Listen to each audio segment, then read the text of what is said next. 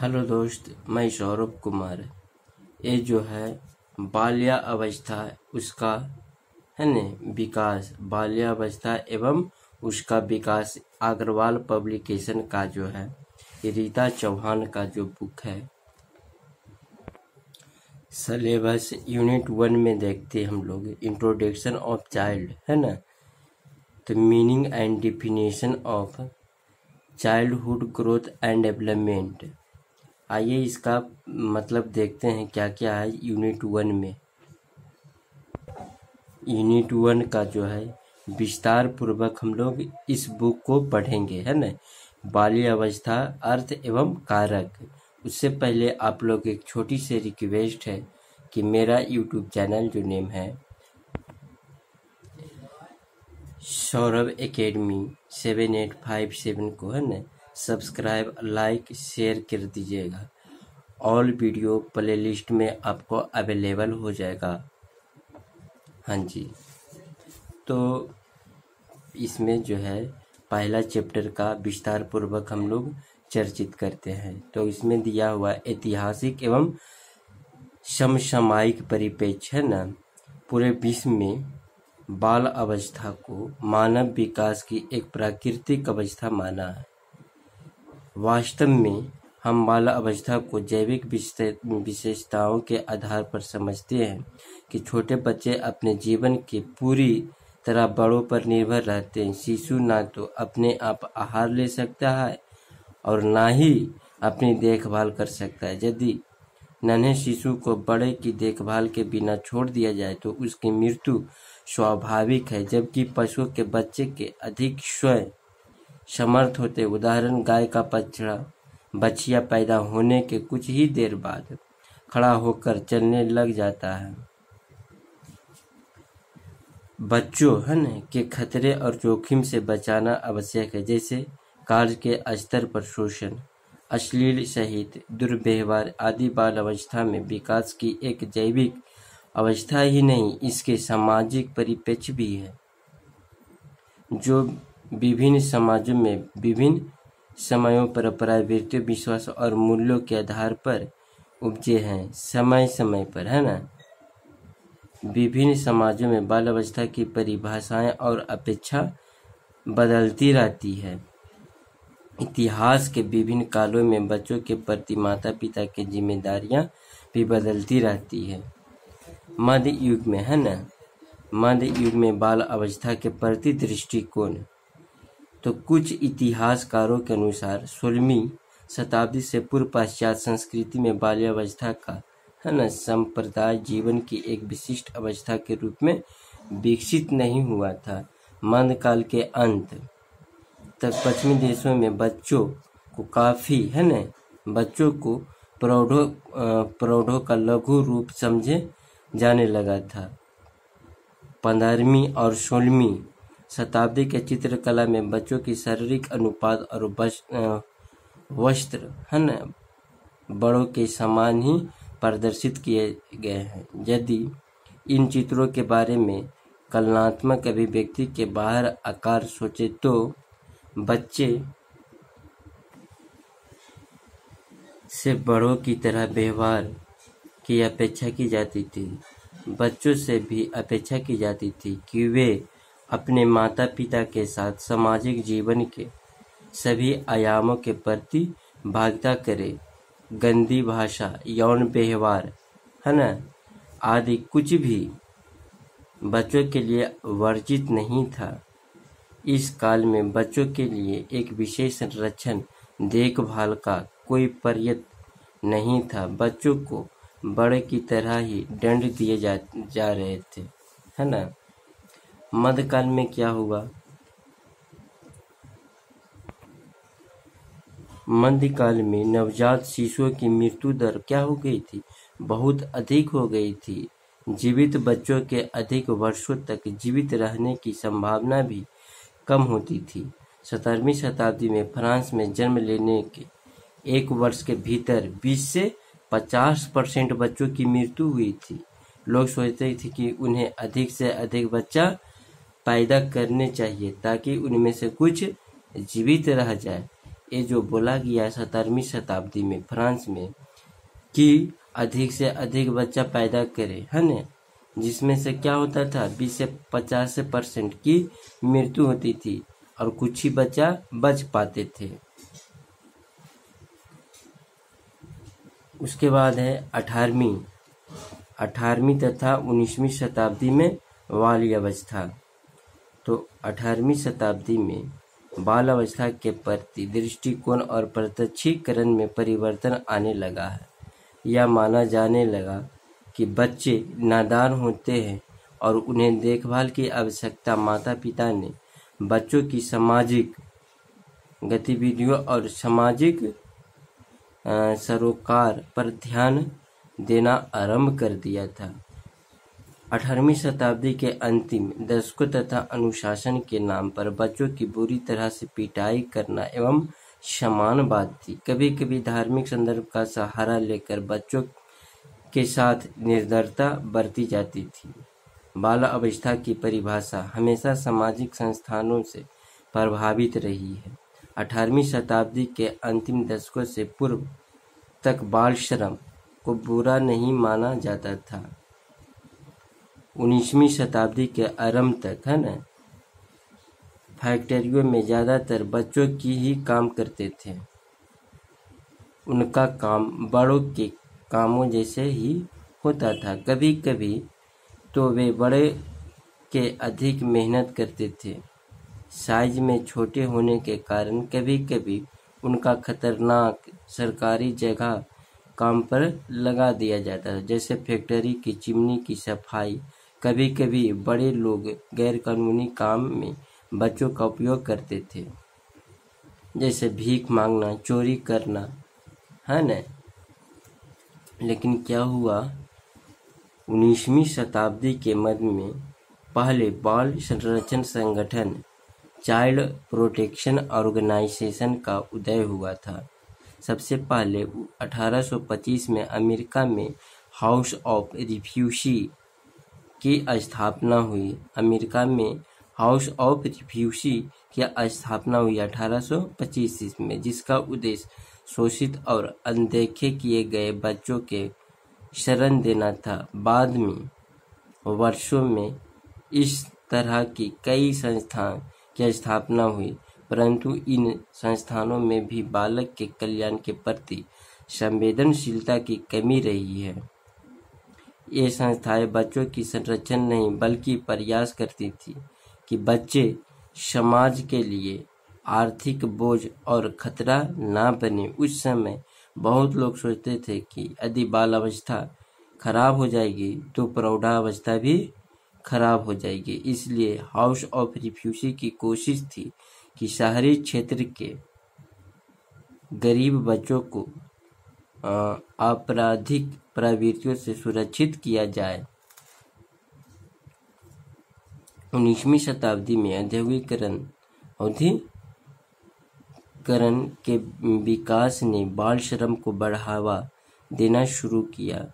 किसी बच्चे के जन्म को इस दृष्टि से देखा जाता था कि एक भावी श्रमिक पैदा हुआ जो परिवार की आर्थिक स्थिति को संभालने में अपना योगदान देगा।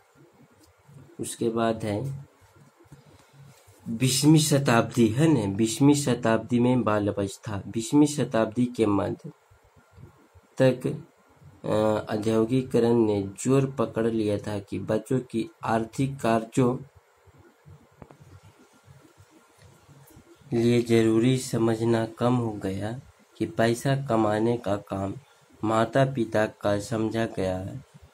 खास तौर पर पिता से अपेक्षा की जाने लगी कि घर के बाहर जाकर वह धन कमाए। परिणाम स्वरूप अधिक बच्चे पैदा करने का आर्थिक बोझ समझना आरंभ हो गया। साथ ही साथ बच्चों के प्रति संवेदनशीलता में वृद्धि हुई और बच्चों की परवरिश के बदले कुछ प्राप्त करने की आकांक्षा शिथिल हुई। बच्चों को वांछित प्यार और देखभाल मिलने लगा।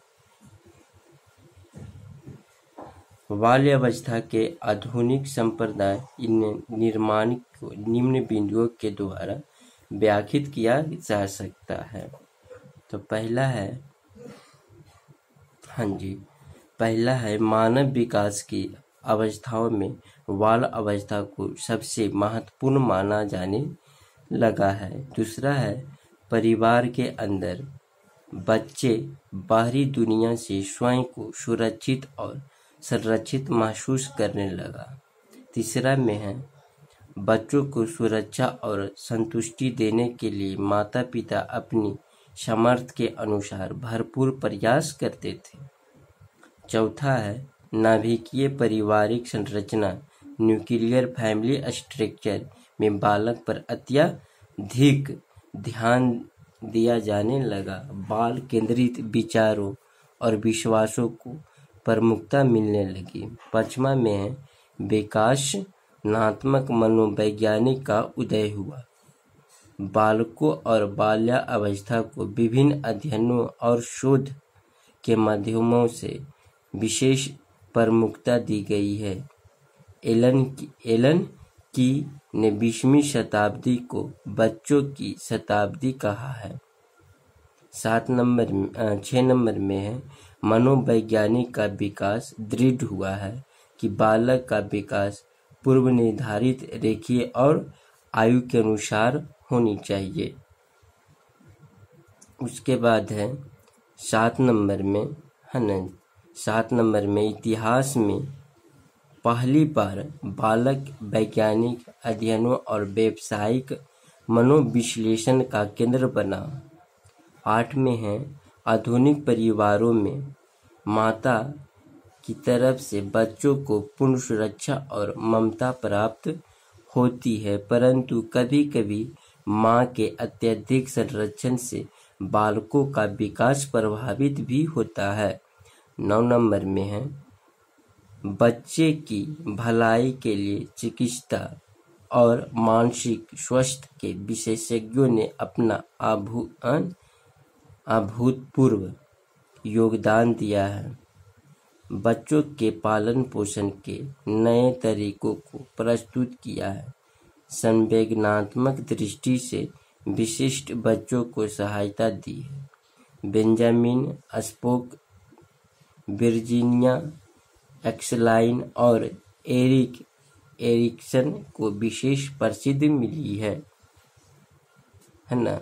10 में कहता है 1950 में अमेरिका के घरों में टेलीविजन आ गया था, जिसमें माता पिता और बच्चों के मनोरंजन के कार्यक्रम प्रसारित किए जाने लगा।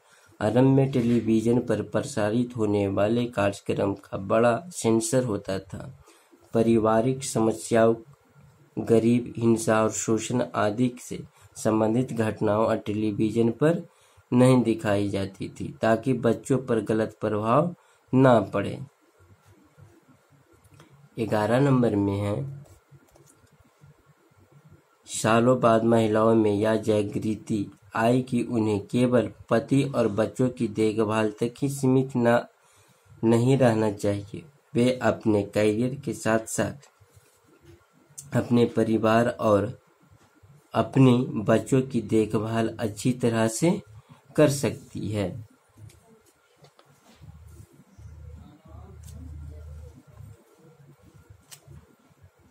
कहता है आधुनिक समय में यह मान लिया गया है कि व्यक्ति के जीवन चक्र की सबसे महत्वपूर्ण अवस्था बाल अवस्था है।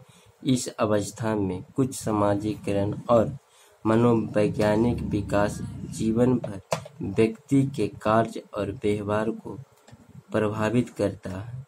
बाल अवस्था जीवन का एक महत्वपूर्ण अंश है, जिसमें बड़ों के द्वारा देखभाल और सुरक्षा आवश्यक है। बाल अवस्था के संवैधानिक परिप्रेक्ष्य न यह अवधि 2 से 12वें वर्ष तक व्यक्त होती है, यानी यह जो अवधि है 2 से 12 वर्ष तक होती है। इसे प्रारंभिक बाल अवस्था अर्ली चाइल्डहुड और उत्तर बाल अवस्था लेट चाइल्डहुड में विभक्त कर सकते हैं। इनका प्रसारण है न क्रमशः 2 से 6 वर्ष और 6 से 12 वर्ष तक का माना जाता है। प्रारंभिक बाल अवस्था के अंत तक बच्चों की ऊंचाई जो हो जाता है 46.6 इंच और वजन लगभग 22 किलोग्राम का होता है। प्रथम अवधि के समापन तक वह घर से बाहर निकलकर व्याप्त सामाजिक परिवेश में प्रवेश करता है। वह एक छात्र बन चुका होता है। उसका सामाजिक दायरा बढ़ जाता है तथा उसके समक्ष समायोजन की समस्या नए रूपों में खड़ी होती है। इसे समस्या की आयु एवं खिलौने की आयु भी कहा जाता है। वैसे ही अवधि शारीरिक है न वैसे ही इस अवधि में शारीरिक वृद्धि मंद होती है। इसके अतिरिक्त बच्चों में अन्वेषण, जिज्ञासा एवं अनुकरण की प्रवृत्ति भी पाई जाती है। तो इस अवस्था की मुख्य विशेषता क्या क्या है? तो पहला जो है अवस्था की मुख्य विशेषता है बच्चों की यह अवस्था माता पिता के समस्यात्मक आयु होती है। दूसरा में है इसमें नकारात्मक व्यवहार बढ़ता है। तीसरा है खिलौने में बच्चों की रुचि क्या बढ़ती है।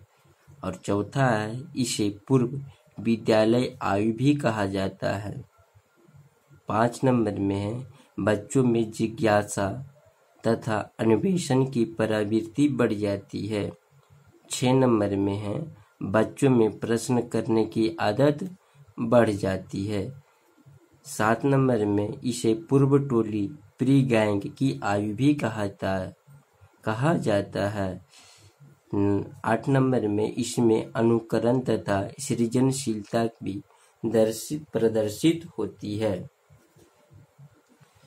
उसके बाद आते हैं है ना बाल अवस्था एवं परिभाषा। तो बाल अवस्था जो है वास्तव में मानव जीवन का एक स्वर्णिम समय है जिसमें उसका स्वर्गीय विकास होता है। फ्रायड यद्यपि यह मानते हैं कि बालक का विकास 5 वर्ष की आयु तक हो जाता है, लेकिन बाल अवस्था में विकास की संपूर्ण गति प्राप्त करती है और एक परिपक्व व्यक्ति के निर्माण की ओर अग्रसर होती है। शैशवावस्था के बाद बाल अवस्था का आरंभ होता है। यह अवस्था बालक के व्यक्ति के निर्माण की होती है। बालक में इस अवस्था में विभिन्न आदतों, व्यवहार, रुचि एवं इच्छाओं के प्रति रूपों का निर्माण होता है। ब्लेयर, जोन्स एवं शिपरन के अनुसार ये मनोवैज्ञानिक है जो बोले हैं कि शैक्षिक दृष्टिकोण से जीवन चक्र में बाल्य अवस्था से अधिक कोई महत्वपूर्ण अवस्था नहीं है। जो शिक्षक इस अवस्था के बालक को शिक्षा देते हैं उन्हें बालक को उनकी आधारभूत एवं आवश्यकताओं की, उनकी समस्या एवं उनकी परिस्थितियों उन्हें बालकों को उनकी आधारभूत आवश्यकताओं का, उनकी समस्याओं एवं उनकी परिस्थितियों का पूर्ण जानकारी होनी चाहिए जो उनके व्यवहार को रूपांतरित और परिवर्तित करती है। ये किसका कहना है? ब्लेयर्स, जोन्स एवं शिपरन का। कोल ब्रुक्स ने बाल अवस्था को जीवन का अनोखा काल बताते हुए लिखा है कि वास्तव में माता पिता के लिए बाल विकास की इस अवस्था को समझना कठिन है। ये कोल एवं ब्रुक्स ने कहा है। इस अवस्था को समझना कठिन क्यों है? कुप्पू स्वामी के अनुसार इस अवस्था में है न बालक में अनेक अनोखे परिवर्तन होते हैं। उदाहरण, 6 वर्ष की आयु में बालक का स्वभाव बहुत उग्र होता है और वह लगभग सभी बातों का उत्तर ना या नहीं में देता है। 7 वर्ष की आयु में वह क्या हो जाता है, उदासीन होता है और अकेला रहना पसंद करता है। और 8 वर्ष की आयु में बालकों से सामाजिक संबंध स्थापित करने की भावना बहुत प्रबल होती है। 9 से 12 वर्ष तक की आयु में विद्यालय में उसके लिए कोई आकर्षण नहीं रह जाता है। वह कोई नियमित कार्य करके कोई महान और रोमांचकारी कार्य करना चाहते हैं। उसके बाद है प्रारंभिक बाल अवस्था। प्रारंभिक बाल अवस्था के विकासनात्मक संकेत है ना, तो क्या क्या है। पहला हो जाता है बातचीत करना या सीखना। दूसरा में है शारीरिक गंदगियों वास्टेज को नियंत्रित करना। तीसरा में क्या है, यौन विभिन्नता तथा लैंगिक मर्यादा सीखना। चौथा में है दैहिक स्थायित्व का अधिगम। 5वां में है सामाजिक एवं भौतिक वास्तविकताओं के बारे में समान अवधारणाओं का सीखना। 6 नंबर में है अभिभावकों, मित्रों तथा अन्य लोगों के साथ भावनात्मक लगाव सीखना। 7 नंबर में है गलत तथा सही का अंतर सीखना एवं अंतःकरण विकसित करना।